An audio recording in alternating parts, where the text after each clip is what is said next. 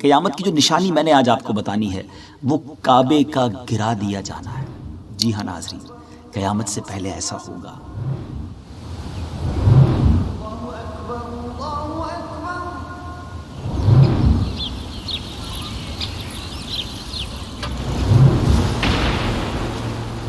السلام علیکم ورحمۃ اللہ وبرکاتہ۔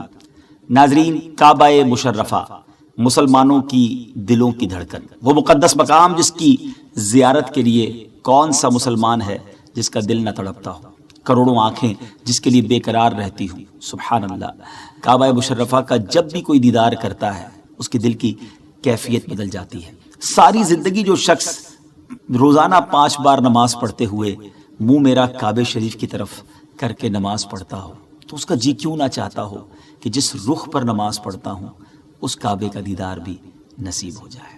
بہرحال اب ذرا غور کیجئے، ساری دنیا کے مسلمان جس جگہ سے بہت محبت کرتے ہوں، اگر کوئی شخص کعبہ شریف کو گرا دے، کعبہ شریف کو ڈھا دے تو کیا کیفیت ہوگی، کیسا لگے گا، کتنا شوق لگے گا، کیسا قیامت کا منظر ہوگا۔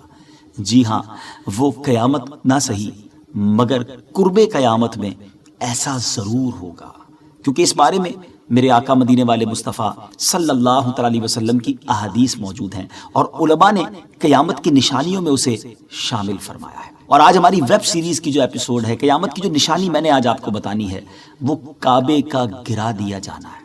جی ہاں ناظرین، قیامت سے پہلے ایسا ہوگا، اس کے بارے میں بھی آپ کو میں بتاؤں گا، مگر آئیے میں آپ کو ہسٹری میں لیے چلتا ہوں۔ چند 100 سال پہلے کوئی آیا تھا گرانے کعبے کو، ارادہ بڑا پکا تھا، پلاننگ بھی بڑی زبردست تھی کہ کعبے کو معاذ اللہ نقشے سے ہٹا دیا جائے گا۔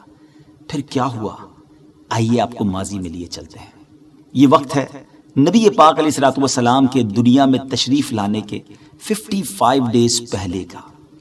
ایک بادشاہ یمن کا تھا جس کا نام تھا ابرہہ۔ اسے بڑی تکلیف تھی کہ لوگ کعبے کا حج کیوں کرتے ہیں۔ وہ چاہتا تھا کہ صنعاء کے اندر، یمن کا ایک سٹی ہے، کہ اس میں لوگ آئیں۔ اس نے ایک بڑا سا گرجا گھر بنایا ہوا تھا کہ لوگ وہاں پر آئیں اور وہاں سالانہ جمع ہوں اور گویا حج کریں۔ اس کا آلٹرنیٹ یہ تھا اس کے ذہن میں کہ کعبے کو ختم کر دیا جائے اور تاکہ لوگ یمن آ کر، صنعاء آ کر حج کریں۔ وہ غیر مسلم تھا، پلان بڑا خطرناک تھا۔ اس نے کیا کیا، ناظرین ذرا سمجھیے گا۔ آج کے زمانے میں جو جنگ ہوتی ہے وہ ویپنز کے ذریعے ہوتی ہے، ٹینک کے مقابلے میں ٹینکس آتے ہیں، ایئر کرافٹ کے مقابلے میں ایئر کرافٹ آتے ہیں، بری فوج جو زمینی فوج ہوتی ہے اس کے سامنے زمینی فوج آتی ہے، بحری فوج کے سامنے یعنی نیوی کے سامنے نیوی ہوتی ہے۔ اس زمانے میں گھوڑوں سے، اونٹوں پر پیدل لڑائی ہوتی تھی۔ ایک بڑا ویپن لے کر، ایک بڑی ریسورس اور بڑی تیاری کر کے ابرہہ نے کیا کیا کہ ہاتھیوں کا لشکر لے کر آ گیا۔ ہم کہہ سکتے ہیں کہ اس زمانے میں سب سے بڑا اس نے ویپن یوز کیا کہ ہاتھی جو ہیں وہ سب چیزوں کو تہس نہس کر دیں گے۔ مکے والوں پر روب ڈالنے کے لیے مکے شریف کے قریب پہنچ کر اس نے پہلا آرڈر یہ دیا کہ مکے والوں کے تمام جانور جو ہیں وہ گویا گرفتار کر لیے جائیں، کنٹرول کر لیے جائیں۔ اب ان کے سپاہیوں نے کیا کیا کہ مکے شریف کے لوگوں کے جانور پکڑ کر لے آئے، بکریاں، گائیں، جو ریوڑ وغیرہ ہوتے ہیں۔ اور آپ سمجھتے ہیں کہ گاؤں کے لوگوں کے، اور خاص طور پہ پہلے زمانے میں لوگوں کا یہی روزگار اور یہی آمدنی کا ذریعہ ہوا کرتا تھا۔ اب مکے والے پریشان ہوئے۔ اس زمانے میں اس قوم کے لیڈر کوئی اور نہیں، ہمارے آقا مدینے والے مصطفیٰ صلی اللہ تعالی علیہ وسلم کے مبارک دادا جان حضرت عبد المطلب تھے۔ حضرت عبد المطلب اس قوم کو لیڈ کرتے ہوئے ابرہہ کے پاس آئے۔ وہ اپنے خیمے میں بڑے کر و فر کے ساتھ، بڑے پراؤڈ تکبر کے ساتھ بیٹھا ہوا تھا۔ حضرت عبد المطلب جب اس کے خیمے کے اندر جانے لگے، اس کے سپاہیوں نے بتایا کہ مکے کا سردار آیا ہے۔ اس نے ذہن میں یہ سوچا کہ اب نیگوشیشنز ہوں گی، وہ ریکویسٹ کرے گا، لگتا ہے روب میں آ گئے ہیں، بڑا اسے خوشی ہوئی۔ لیکن جیسے ہی اس کے خیمے میں، اس کے ٹینٹ میں حضرت عبد المطلب داخل ہوتے ہیں، سبحان اللہ، ان کی پیشانی پر نبی پاک کا نور چھلکتا تھا۔ کیا نور نبوت کا روب تھا، کیا جگمگاتا چہرہ تھا۔ جیسے ہی آپ اس ٹینٹ میں داخل ہوتے ہیں، ابرہہ روب سے اپنی جگہ سے کھڑا ہو گیا، بڑی عزت اور تعظیم اور ریسپیکٹ کے ساتھ اپنے ساتھ اس نے بٹھایا۔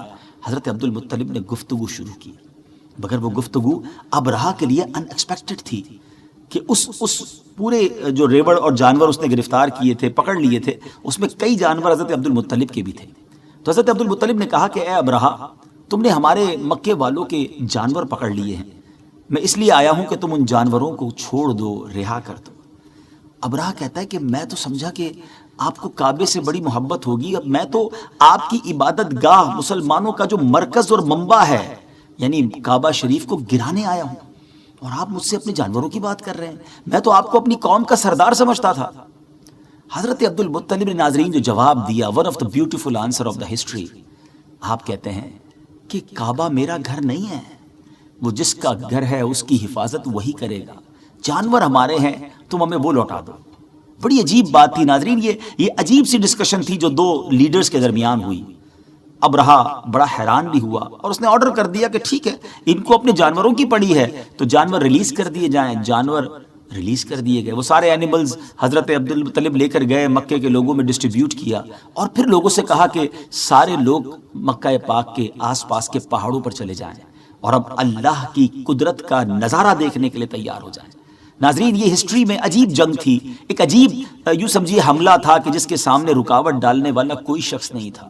حضرت عبد المطلب نے تمام لوگوں کو گویا راستے سے ہٹا دیا، ابرہہ کے لیے گویا راستہ کلیئر تھا، nobody there to defend کعبہ شریف۔ مگر پھر کیا ہوا؟ حضرت عبد المطلب نے قوم کے لوگوں کو تو پہاڑ پر بھیج دیا، مگر خود اب کعبہ مشرفہ کے دروازے پر آتے ہیں اور گڑ گڑا کر اللہ کریم کی بارگاہ میں ان تاریخی الفاظ کے ساتھ دعا کرتے ہیں کہ رب کریم، آج ان بدبختوں نے، ان بے ایمانوں نے تیرے گھر کو مٹانے کا ارادہ کیا ہے۔ اے اللہ، دنیا میں جس کا گھر ہوتا ہے وہ اس کی حفاظت کرتا ہے، اے اللہ کعبہ تیرا گھر ہے، اب اس کی حفاظت تیری ذمہ داری ہے۔ کچھ انہی الفاظ کے ساتھ، گریہ و زاری کے ساتھ حضرت عبد المطلب دعا کرتے رہے اور بڑے پیارے الفاظ میں عرض کی کہ یا اللہ، آج ان غیر مسلموں کے مقابلے میں اے رب کریم ایمان والوں کی مدد فرما۔ اور اس کے بعد ان دعاؤں کے بعد حضرت عبد المطلب بھی پہاڑ پر چلے گئے۔ اب کعبہ شریف ہے، کوئی فوج نہیں ہے سامنے، nobody there to defend۔ اب یہاں پر ہاتھیوں کا، ایلیفنٹس کا لشکر ہے۔ مگر اب ایک عجب نظارہ دنیا نے دیکھا کہ جب ابرہہ نے اپنے ہاتھیوں کو حکم دیا کہ مکہ پاک پر چڑھائی کر دی جائے اور سب چیزوں کو ملیاں میٹ کر دیا جائے، کعبے کی اینٹ سے اینٹ بجا دی جائے، مگر جس لشکر کا لیڈر ایلیفنٹ جو تھا، جس پر ابرہہ خود سوار ہوتا تھا، اس کا نام تھا محمود۔ ناظرین جب وہ محمود کو کھڑا کر کے کعبہ شریف کی طرف گویا مارچ کرنے کی کوشش کرتا تو محمود ٹس سے مس نہ ہوتا، ایک قدم بھی آگے نہ بڑھاتا۔ بہت کوشش کی کہ کسی طرح لشکر کعبے کی طرف چلا جائے، وہ جانے کے لیے ہاتھی تیار نہ ہوتے، اسے کسی اور مخالف سم چلایا جاتا تو وہ چلنے لگتے، مگر کعبہ شریف کی طرف مڑ کر وہ نہ جاتے۔ اور پھر اللہ تعالیٰ نے اپنی قدرت کا وہ نظارہ دکھایا۔ میں نے آپ کو پہلے بات کہی تھی کہ دنیا میں جب بھی لڑائی ہوتی ہے تو جیسا ہمارے پاس ویپن ہوتا ہے، دشمن بھی وہی اپلائی کرتا ہے۔ دشمن کے پاس جو ویپن ہوتا ہے کوشش کی جاتی ہے اسی سے اس کا رپلائی دیا جائے۔ مگر یہ عجب نظارہ تھا کہ ایک طرف ہاتھی تھے، ایلیفنٹ تھے، آپ سمجھ سکتے ہیں کہ کتنا بڑا جانور ہوتا ہے، اگر اسے واقعی مارنا تھا تو ایک بڑی چٹان بھیجی جاتی جو لاجک کہتی ہے، مگر رب قدیر کو اپنی قدرت کا نظارہ دکھانا تھا۔ اللہ تعالیٰ نے اتنے بڑے ہاتھیوں کے لیے بھیجا کیا؟ چھوٹا سا پرندہ، چڑیا جتنا پرندہ، اور اس کے پنجوں میں کیا تھا؟ اس کے پنجوں میں کوئی چٹان نہ تھی۔ چڑیا جتنا پرندہ کتنا بڑا پتھر اٹھا سکتا ہے؟ کنکریاں تھیں۔ ناظرین پھر کیا ہوا وہ ضرور بتاتا ہوں، مگر اب اس پورے پس منظر کے بعد جب آپ سورہ فیل کی تلاوت سنیں گے، جو کئی بار سنی ہوگی نماز میں، کئی بار قرآن میں پڑھی ہوگی، مگر اب اس بیک گراؤنڈ کے ساتھ جب آپ اسے پڑھیں گے تو انشاءاللہ اس کا لطف بھی اور آئے گا، اور یہ ساری ہسٹوریکل جو سٹوری ہے، ہسٹوریکل ایونٹ جو ہے، وہ گویا آپ کی آنکھوں کے سامنے آ جائے گا۔ اللہ کریم قرآن مجید میں کیا ارشاد فرماتا ہے؟ 30 چیپٹر میں اللہ فرماتا ہے، بسم اللہ الرحمن الرحیم، ألم تر كيف فعل ربك بأصحاب الفيل ألم يجعل كيدهم في تضليل وأرسل عليهم طيرا أبابيل ترميهم بحجارة من سجيل فجعلهم كعصف مأكول۔ اب آئیے اس کا ترجمہ سنتے ہیں۔ یعنی اے محبوب، کیا آپ نے نہ دیکھا کہ آپ کے رب نے ان ہاتھی والوں کا کیا حال کر ڈالا؟ کیا ان کے داؤں کو تباہی میں نہ ڈالا اور ان پر پرندوں کی ٹکڑیاں بھیجیں تاکہ انہیں کنکر کے پتھروں سے مارے تو انہیں چبائے ہوئے بھس جیسا بنا ڈالا۔ سبحان اللہ. اللہ تعالیٰ نے اپنی قدرت کا ایسا نظارہ دکھایا کہ جب ابراہ اور اس کے لشکریوں کا یہ انجام ہوا نا ناظرین، تو عبد المطلب پہاڑ سے نیچے اترے. ہوا کیا کہ ان ابابیلوں نے جب اپنے پنجوں سے کنکر پھینکے، قدرت کا نظارہ یہ تھا کہ وہ ایک کنکر ہاتھی سوار جو فیل کے اوپر، جو ہاتھی کے اوپر، ایلیفنٹ کے اوپر بیٹھا ہوا سوار تھا، رائڈر تھا، اس کے سر پہ گرتا، اسے چیرتا، ایلیفنٹ کو چیرتا اور زمین میں پیوست ہو جاتا اور اس کے پرخچے اڑ گئے. جیسے قرآن نے کہا نا فَجَعَلَهُمْ كَعَصْفٍ مَأْكُولٍ، چبائے ہوئے بھس جیسا بنا ڈالا، پرخچے اڑ گئے، ان میں کوئی باقی نہ بچا. اب پوری دنیا پر ایک روب طاری ہو گیا کہ کعبے کی جو ہے وہ بے حرمتی نہیں ہو سکے گی، کعبے کو کوئی اٹیک کرنے والا اب ہمت نہ کر سکے گا. حضرت عبد المطلب کی عزت پہلے ہی بہت تھی، اب اور زیادہ ریسپیکٹیبل بن گئے. اینی وے، اب ناظرین آتے ہیں اپنے موضوع کی طرف کہ یہ واقعہ تو پہلے ٹرائی کیا گیا تھا اور کعبے کو آنچ بھی نہیں آئی تھی، مگر قیامت سے پہلے کعبہ شریف کو گرا دیا جائے گا. جی ہاں ناظرین، قیامت سے پہلے ایسا ہوگا. اب آپ کو وہ بات بتانی ہے، مگر ہمارے اس یوٹیوب چینل کو سبسکرائب بھی کر دیجئے اور اس ویڈیو کو پلیز شیئر بھی اچھی نیتوں کے ساتھ کر دیجئے.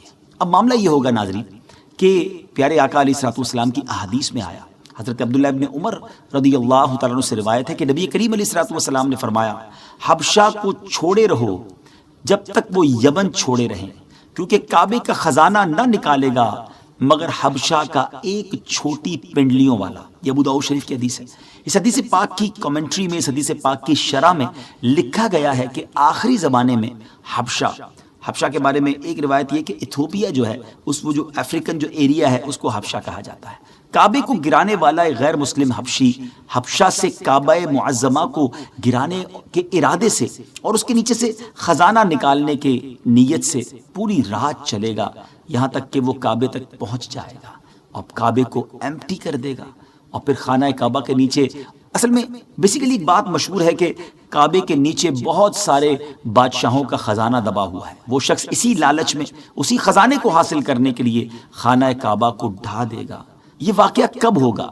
یہ قیامت کی دردناک نشانی کب پوری ہوگی؟ اس کا جواب یہ ہے کہ یہ ہولناک واقعہ حضرت عیسیٰ علیہ الصلوۃ والسلام کے دنیا سے پردہ فرمانے کے بعد ہوگا، جب قرآن مجید کے ورق سادہ رہ جائیں گے. جی ہاں، یہ بھی ایک نشانی ہے کہ قرآن پاک کے جو اوراق ہوں گے، جو پیجز ہوں گے، وہ بلینک ہو جائیں گے، گویا قرآن بھی دنیا سے اٹھا لیا جائے گا. اس کے بارے میں بھی آگے جا کے بات کریں گے. اور دنیا میں کوئی بھی اللہ کہنے والا نہ ہوگا. ایسا بھی وقت اس دنیا نے دیکھنا ہے اور یہ قیامت کے بالکل قریب ہوگا.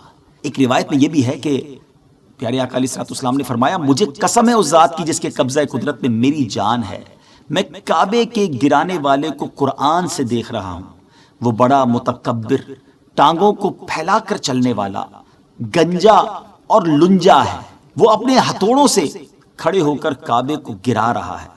اس کے علاوہ بھی اس طرح کی کئی احادیث میں اس بارے میں آیا ہے، جن میں مضمون یہ واضح ملتا ہے کہ ایک شخص، بدبخت شخص، کعبہ معظمہ کو گرائے گا. ڈیئر ویورز، بس اللہ پاک سے دعا ہے رب کریم ہمیں ایمان پر خاتمہ نصیب فرمائے. کعبہ مشرفہ سے سچی محبت ہے، اللہ کرے کہ بار بار کعبے کا طواف نصیب ہو اور کعبے کے غلاف کو پکڑ کر رب کریم کی بارگاہ میں دعائیں کرنا رب کریم نصیب فرمائے. ہمیں اجازت دیجیے، اگلی ایپیسوڈ میں ایک اور قیامت کی نشانی لے کر حاضر ہوں گے. الحمدللہ آپ کا بڑا شاندار فیڈ بیک ہمیں مل رہا ہے. ہماری ان ویڈیوز کو اچھی نیتوں کے ساتھ اپنے دوست احباب کو شیئر کرتے رہیے، انشاءاللہ آپ کو بھی اس کا ثواب ملے گا. السلام علیکم ورحمۃ اللہ وبرکاتہ.